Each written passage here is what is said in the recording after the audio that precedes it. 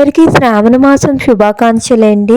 అమ్మవారికి ఎంతో ఇష్టమైన చక్కెర పొంగలు నా స్టైల్లో నేను ఎలా చేస్తానో చూడండి. అచ్చం గుళ్ళో తినేటట్లుగానే ఉంటుందండి. అలా చేస్తాను. ముందుగా పెసరపప్పు దోరగా వేపుకోవాలండి.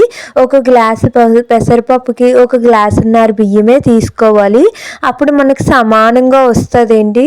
అటు ముద్ద అవ్వదు, అటు పలుకు అవ్వదు. అలా మీడియంలో మనం కుక్ చేసుకోవాలి. రెండు విజిల్స్ కుక్కర్లో పెట్టాలండి. చూడండి, నేను ఒక గ్లాసున్నర 2 గ్లాసులు నీళ్ళు వేసుకున్నాను.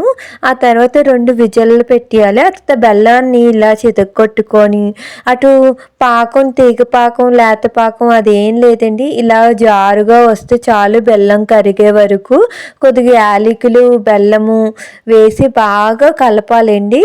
కలిపిన తర్వాత చూడండి, ఇలాగ జారేటట్లుగా పెసరపప్పు బియ్యాన్ని ఇలా పొడి పొడిగా వచ్చేటట్లు చూసుకోవాలి. ఆ తర్వాత మనం పాకం తీసుకున్నాం కదా, ఆ పాకాన్ని ఈ పెసరపప్పు అన్నంలో బాగా దగ్గరగా కుక్ చేయాలండి. అలా కలుపుతూనే ఉండాలి. కొద్దిగా ఓపిక ఉండాలండి ఇది చెయ్యాలి అంటే. చూడండి, సమానంగా నేను ఎలా కలుపుతున్నానో చూడండి. బాగా కలుపుకొని ఆ తర్వాత ఇలాగ దగ్గరికి అవుతుందండి. ఇలాగ అయితే దగ్గరికి అవుతుంది. ఇప్పుడే మాడిపోయే ఛాన్సెస్ ఉంటాయి. సిమ్లో పెట్టి చాలా జాగ్రత్తగా కలిపితే పొడి పొడిగా వస్తుందండి. ఆ తర్వాత నెయ్యిని యాడ్ చేసుకోవాలి. అలా కలుపుతూ ఉంటుంటే అలా అలా నెయ్యి యాడ్ చేసుకున్నారనుకో చాలా రుచిగా వస్తుంది చక్కెర పొంగల్ అనేది. ఈ తర్వాత కొబ్బరి ముక్కలు, జీడిపప్పు, కిస్మిస్ వేసి బాగా దోరగా ఇలాగ ఎర్రగా వేపుకోవాలండి. వేపిన తర్వాత శుభ్రంగా కలుపుకోవాలండి. చూడండి ఎంత బాగుందో ప్రసాదం.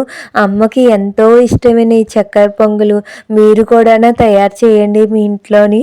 ఈ మొదటి శుక్రవారం కాబట్టి అమ్మవారికి నేను చక్కెర పొంగలు తయారు చేద్దామని అనుకున్నానండి.